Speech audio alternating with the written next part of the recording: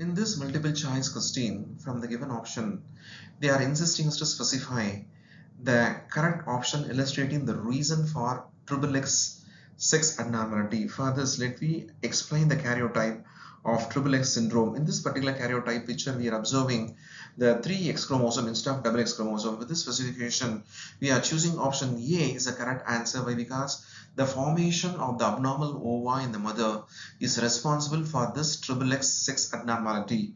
For this specification, we are giving the furthermore value points to support the option A. An abnormal human baby with X sex chromosome was born due to the formation of abnormal ova in the mother. A child with chromosome X abnormality is referred as superfemale. It is an extremely uncommon genetic abnormality that results from a mistake in meiosis 1 and 2 gamete production.